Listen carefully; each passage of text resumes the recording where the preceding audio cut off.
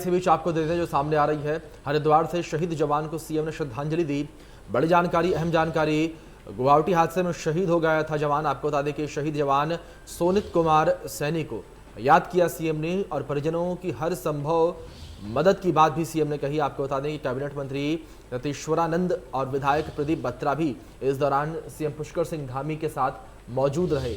बड़ी जानकारी आपको दे रहे हैं हरिद्वार से जो इस बीच सामने आ रही है, शहीद जवान को सीएम ने श्रद्धांजलि दी। बड़ी जानकारी, गुवाहाटी हादसे में जवान शहीद हो गए थे और आपको बता दें कि सीएम ने कहा है कि परिजनों को हर संभव मदद मुहैया कराई जाएगी। हर संभव मदद मुहैया कराने का आश्वासन परिजनों को सीएम ने दिया। बड़ी जानकारी, अहम जानकारी आपको दे रहे हैं, बड़ी अपडेट आपको दे रहे हैं। कैबिनेट मंत्री यतीश्वरानंद और विधायक प्रदीप बत्रा इस दौरान सीएम पुष्कर सिंह धामी के साथ मौजूद रहे। बड़ी अपडेट आपको दे रहे हैं। तस्वीरें भी आप देख सकते हैं मुलाकात के दौरान के, जिस दौरान सीएम पुष्कर सिंह धामी ने मुलाकात की परिजनों से, तो वहीं दूसरी ओर जब सीएम ने यहां पर सोनित कुमार को याद किया, उस दौरान की तस्वीरें भी आप देख सकते हैं। आपको बता दें, ये तस्वीरें आपके स्क्रीन पर देख सकते हैं आप, किस तरीके से सीएम पुष्कर सिंह धामी जो हैं वो यहाँ पर शहीद जवान के घर पहुंचे, किस तरीके से परिवार से मिलकर परिवार का ढाढ़स बढ़ाया, उनका हौसला बढ़ाया और परिवार को हर संभव मदद देने की बात उन्होंने कही। तो वहीं देहरादून से बड़ी जानकारी एक और सामने आ रही है। आपको बता दें कि मृतक परिजनों जो मृतक हैं कोरोना से, उनके परिजनों को 50,000 रुपए की आर्थिक सहायता सरकार की ओर से मिलेगी। मुआवजा मिलेगा, राज्य आपदा मोचन निधि से यह मदद मिलेगी और आवेदन के 30 दिन के भीतर आपको बता दें कि मुआवजा मिलेगा। जिलाधिकारियों को सीएम ने सख्त निर्देश दिए हैं, 30 दिन के भीतर जो मृतक के परिजन हैं उन्हें यह मुआवजा राशि मिल सके। बड़ी जानकारी, अहम जानकारी आपको दे रहे हैं। राज्य आपदा मोचन निधि से ये मदद जो है वो मुहैया करवाई जाएगी, ये मदद जो है वो मिलेगी और आवेदन के 30 दिन के भीतर मुआवजा मिलेगा। तो सीएम ने सभी जिलाधिकारियों को निर्देश भी दिए हैं। बड़ी जानकारी आपको दे रहे हैं, सीएम की ओर से जिलाधिकारियों को निर्देश जारी किए गए हैं। आपको बता दें कि कोरोना से मृत जो लोग हैं उनके परिजनों को आपको बताएं कि 50,000 रुपए का मुआवजा दिया जाएगा और राज्य आपदा मोचन निधि से यह मदद मिलेगी।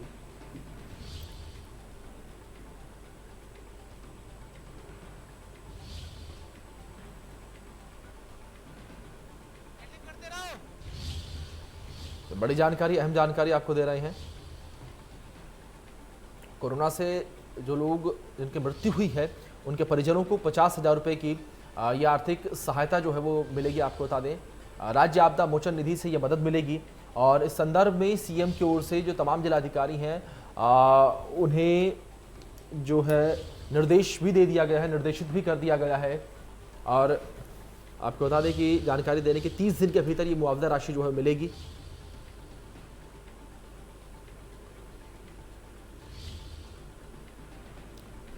मृतक के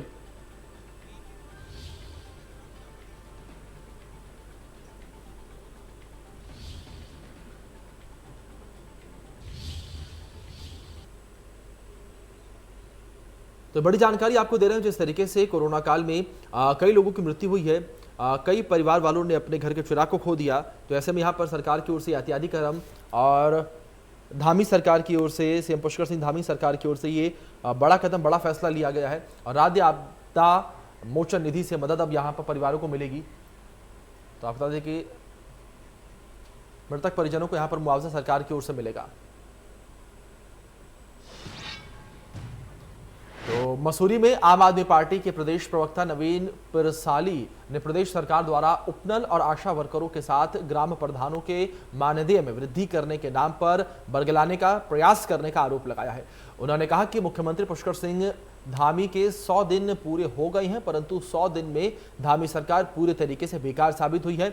उन्होंने कहा कि धामी पूर्व मुख्यमंत्री तीरथ सिंह रावत और त्रिवेंद्र सिंह रावत उनके नक्शे कदम पर चल रही हैं। उन्होंने कहा कि जिस तरीके से पूर्व के 2 मुख्यमंत्री जीरो वर्क मुख्यमंत्री साबित हुए, उसी तरीके से मुख्यमंत्री पुष्कर सिंह धामी भी जीरो वर्क मुख्यमंत्री साबित हो रही हैं। मात्र घोषणाओं पर घोषणाएं कर रही हैं, परंतु 100 दिन पर धरातल पर कुछ भी नजर नहीं आया है।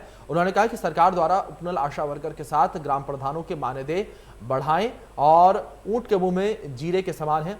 उन्होंने कहा है कि सरकार कर्ज में डूबी है और प्रदेश के कई ऐसे विभाग गए जिनको कई महीनों से तनख्वाह और पेंशन नहीं मिल पा रही है। धामी सरकार को 100 दिन हो गए और धामी सरकार 100 दिन बेकार, ये हमने जो पूरा देखा उनका कार्यकाल, उससे हमने जो निकल के आया उसी में आया कि धामी भी जो पूर्ववर्ती मुख्यमंत्री जो रहे हैं, चाहे त्रिवेंद्र सिंह रावत हो चाहे तीरथ सिंह रावत हो, उन्हीं के नक्शे कदम पर रहे हैं। और वैसे भी उन्होंने जब शपथ ली थी मुख्यमंत्री की, तभी कह दिया था कि मैं अपने जो पूर्ववर्ती जो 2 मुख्यमंत्री रहे हैं उन्हीं के कार्य को आगे बढ़ाऊंगा। तो उनके जो जीरो वर्क था उसी को आगे उन्होंने बढ़ाया और जीरो वर्क सीएम की फहरिस्त में धामी जी भी अब शामिल हो चुके हैं। कोई काम नहीं हुआ है, केवल ऊँट के मुंह में जीरा जो उपनल कर्मचारियों को एक बरगलाने का प्रयास यहाँ पर किया है। सरकार कुछ भी नहीं कर पा रही है। आज कई डिपार्टमेंट ऐसे हैं जहाँ पर 5-5, 6-6 महीने से तनख्वाह नहीं मिली है, पेंशन नहीं मिली है लोगों को। तो पूरा आप मिला के देखेंगे तो सरकार हर फ्रंट पर फेल रही। पार्टी ने सीधे तौर पर सरकार पर यहाँ निशाना साधा और 100 दिन के कार्यकाल को यहाँ पर बेकार बताया गया और कहा कि जो मानदेय में वृद्धि की गई है वो ऊंट के मुंह में जीरे के समान है।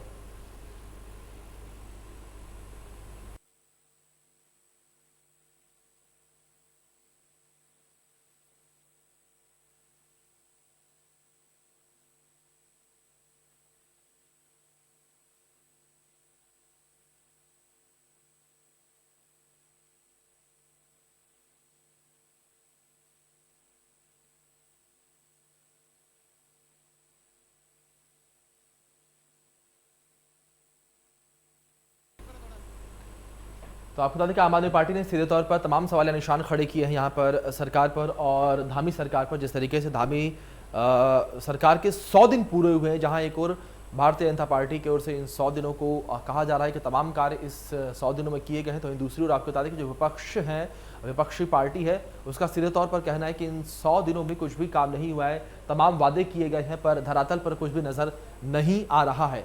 वहीं दूसरी ओर आपको बता दें कि जीरो वर्क सीएम यहां पर पुष्कर सिंह धामी को विपक्ष की ओर से कहा गया। विपक्ष का सीधे तौर पर कहना है, खास तौर पर आम आदमी पार्टी का, कि जिस तरीके से प्रदेश को 3 सीएम एक कार्यकाल में एक 5 साल के उसमें मिले हैं, तो ये तीनों के तीनों सीएम जो हैं वो प्रदेश के लिए जीरो वर्क सीएम साबित हुए हैं।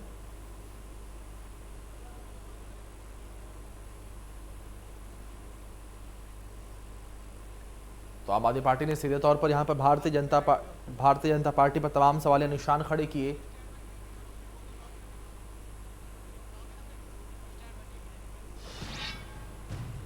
चलिए आगे बढ़ेंगे। आपको बता दें कि केदारनाथ से हृदय रोग पीड़ित मरीज का एसडीआरएफ ने रेस्क्यू किया और उसे सुरक्षित हेलीपैड तक पहुंचाया। एसडीआरएफ टीम को सूचना मिली थी कि केदारनाथ अस्पताल में हृदय रोग से पीड़ित एक मरीज है जिसे हेलीपैड तक ले जाने के लिए एसडीआरएफ टीम की जरूरत है, जिसकी जानकारी मिलने पर केदारनाथ से उप निरीक्षक सौकर सिंह राहत बचाव टीम तुरंत घटनास्थल के लिए रवाना हो गई और रेस्क्यू टीम ने उसको स्ट्रेचर के माध्यम से हेलीपैड तक सुरक्षित पहुंचाया।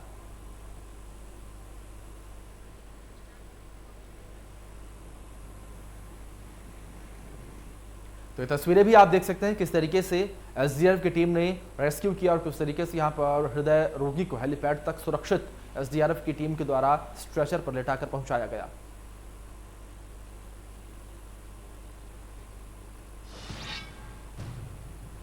वहीं आपको बता दें कि नशे के कारोबार पर लगाम लगाने के लिए पुलिस लगातार कार्रवाई कर रही है। काशीपुर पुलिस ने एक आरोपी को एनडीपीएस एक्ट में गिरफ्तार किया है, जिसके कब्जे से 1.250 किलो चरस बरामद की गई है। वहीं पुलिस ने एक अन्य युवक को 4.90 ग्राम स्मैक के साथ गिरफ्तार किया है। पुलिस ने दोनों आरोपियों का एनडीपीएस में चालान किया है और बांसफोड़ान चौकी पुलिस को सूचना मिली कि मुरादाबाद रोड पर एक होटल में 2 युवक ठहरे हुए हैं, उनके पास चरस है। सूचना पर पुलिस ने होटल में दबिश देकर एक युवक को पकड़ लिया और पकड़ा गया आरोपी ग्राम छपिया थाना फरिंदा जिला महाराजगंज निवासी अमरनाथ है। उसका साथी फरार हो गया और आरोपी के कब्जे से 1.250 ग्राम चरस जो है बरामद की गई है। सीओ सिटी अक्षय प्रहलाद कोणे ने बताया है कि आरोपी को एनडीपीएस एक्ट के साथ ही संबंधित धाराओं में मुकदमा दर्ज कर न्यायालय में पेश किया गया और जहां से आरोपी को जेल भेज दिया गया है।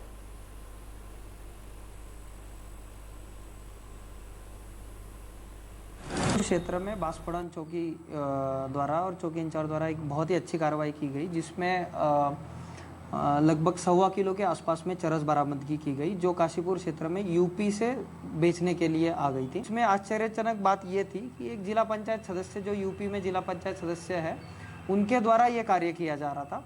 तो और जो भी व्यक्ति काशीपुर क्षेत्र में या हमारे जनपद में अन्य राज्यों से अगर कोई अवैध स्मैक या चरस बेचने की कोशिश करता है तो पुलिस द्वारा उस पर कार्रवाई की जाएगी।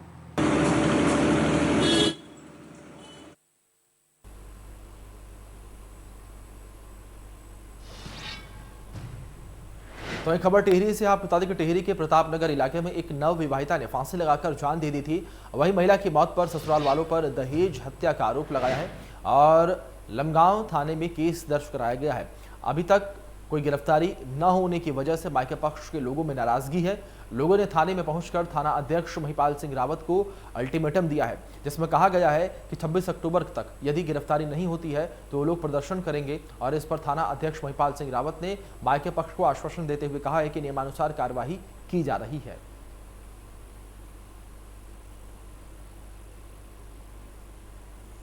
ये जो हमारे यहाँ एक मुकदमा पंजीकृत है, उसकी विवेचना हमारे सीओ साहब कर रहे हैं और उसमें गिरफ्तारी के पूरे प्रयास किए जा रहे हैं, क्योंकि अब उनके जो अपने लड़की के मायके पक्ष वालों ने अब उसके ससुराल पक्ष भी आरोप लगाया था कि उन्होंने दहेज के लिए इसकी हत्या की है।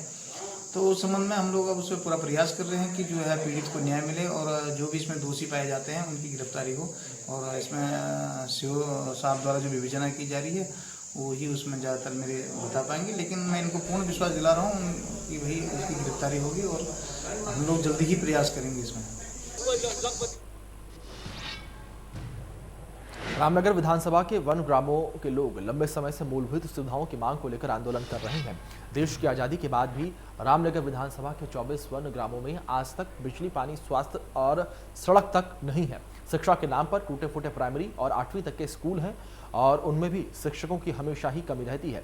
11 दिन पहले इन लोगों ने सुंदरखाल से रामनगर तहसील तक 14 किलोमीटर पैदल चलकर एसडीएम को ज्ञापन दिया था, लेकिन कोई सुनवाई नहीं हुई। इसके बाद ग्रामवासी 10 दिन से तहसील से लगातार धरना दे रहे थे, लेकिन भाजपा सरकार ने उनकी सुनवाई नहीं की।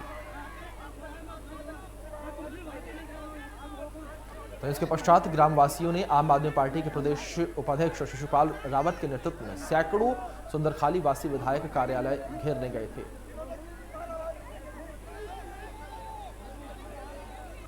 आज़ादी से और आज़ादी के बाद तक आज तक जो है संघर्ष कर रहे हैं और संघर्ष कोई ये सरकारी नौकरी नहीं मांग रहे सरकार से, बल्कि जो मूलभूत सुविधा है, बिजली है, पानी है, शिक्षा है, स्वास्थ्य है और इनका जो हक हकूक है वो जो है कि सरकार से मांग कर रहे हैं। और ये विधायक से पूछना चाह रहे हैं कि आप 5 साल पहले रहे, 5 साल अब रहे, एक वीडियो आप विधानसभा में ये दिखा दीजिए कि जो आपने रामनगर के 24 वन ग्रामों के लिए विधानसभा में आवाज उठाई हो, तो जनता को ये लगेगा भाई विधायक ने आवाज उठाई थी, लेकिन शायद सरकार ने विधायक की नहीं सुनी। हम आज विधायक से मांग करते हैं कि अगर आपने 24 वन ग्रामों के लिए, जिसमें सुंदरखाल भी है, अन्य ग्राम है, क्या आपने विधानसभा में कभी यहां से विधायक के रूप में आवाज उठाई या नहीं उठाई? अपर भक्तियाना में एक व्यक्ति का शव मिलने से हड़कंप मच गया। शव दिखने के बाद लोगों ने इसकी सूचना पुलिस को दी। सूचना पाकर मौके पर पहुंची पुलिस ने शव को कब्जे में लेकर पोस्टमार्टम के लिए भेज दिया है। फिलहाल पुलिस मामले की जांच कर रही है। श्रीनगर चौकी इंचार्ज दीपक तिवाड़ी का कहना है कि प्रथम दृश्य में व्यक्ति की मौत अत्यधिक शराब पीने से पांव फिसलने से लग रही है। मृतक का नाम सचिन बताया जा रहा है, जो कि हरियाणा का रहने वाला है।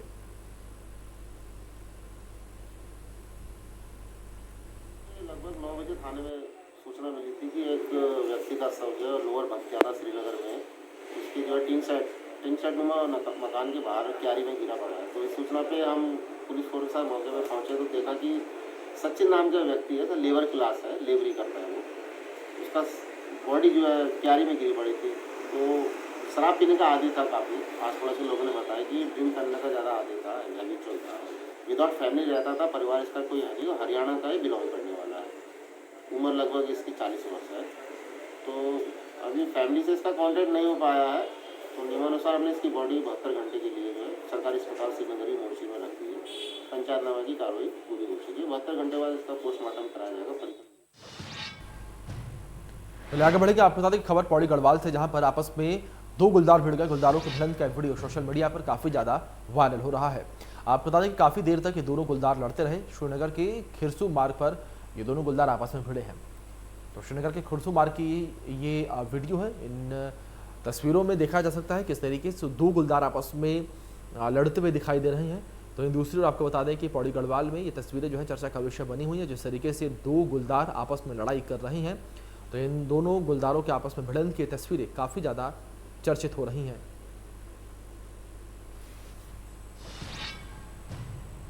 खबर कोटद्वार से, जहां पर भोजन माता ने सरकार के खिलाफ मोर्चा खोल दिया है। 8 सूत्रीय मांगों को लेकर भोजन माताओं ने शुरू किया है अपना आंदोलन।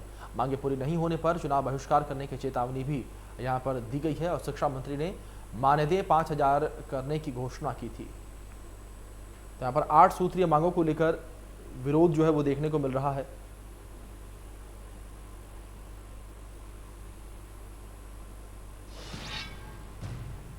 आम आदमी पार्टी उत्तराखंड की सत्ता पर काबिज होने के लिए हर हथकंडा अपना रही है, जिससे उत्तराखंड की जनता को अपने पक्ष में किया जाए। लोगों को लुभाने वाली योजनाओं को लेकर आम आदमी पार्टी जनता के बीच जा रही है और प्रदेश को 300 यूनिट बिजली फ्री देने वाले वायदे के बाद पार्टी अब उत्तराखंड के बेरोजगारों में उम्मीद की किरण देख रही है। बेरोजगारों को भरोसा दिला रही है कि सरकार बनने के बाद 6 महीने के अंदर विभागों में खाली पड़े रिक्त पदों को भरा जाएगा। और आम आदमी पार्टी का ये भी कहना है कि अन्य बेरोजगारों को बेरोजगारी भत्ते के रूप में 5,000 रुपये हर महीने दिए जाएंगे, जिसमें बेरोजगार भारी संख्या में रजिस्ट्रेशन करा रही हैं। कोटद्वार में आम आदमी पार्टी के प्रदेश प्रवक्ता अरविंद वर्मा के नेतृत्व में कार्यकर्ताओं ने शिक्षण संस्थानों के बाहर पंजीकरण करवाया, साथ ही बेरोजगारों का रजिस्ट्रेशन भी करवाया। देखिए, माननीय केजरीवाल जी ने जो अभी एक रोजगार गारंटी की योजना वो जो घोषणा की थी, उसमें जैसे ही उत्तराखंड में 2022 में चुनाव के बाद हमारी सरकार आती है तो तुरंत ही हमारे नौजवान युवक जो बेरोजगार हैं 1 लाख नौकरियां दी जाएंगी और साथ ही जिस युवक या युवती को नौकरी नहीं मिल पाती या मतलब जब तक उसको नौकरी नहीं लगती है या मिलती है तब तक 5,000 रुपये बेरोजगारी भत्ता उसे दिया जाएगा। तो इसी संबंध में हम घर घर जाकर और जो कॉलेजों पे जो मतलब बच्चे हैं उन्हें जब वो आ जा रहे हैं बाहर तो उन्हें समझा रहे हैं कि रोज़गार गारंटी किस प्रकार से। तो बच्चे जो नौजवान साथी हैं, हमारे नौजवान साथी और युवतियां बिल्कुल जो विद्यार्थी हैं जो 18 से 40 साल के बीच हैं, वो बिल्कुल इस योजना में बहुत। चलिए, फिलहाल के लिए इस बुलेटिन में इतना ही। तमाम बड़ी अपडेट्स के लिए बने रहिए इंडिया न्यूज़ के साथ। धन्यवाद।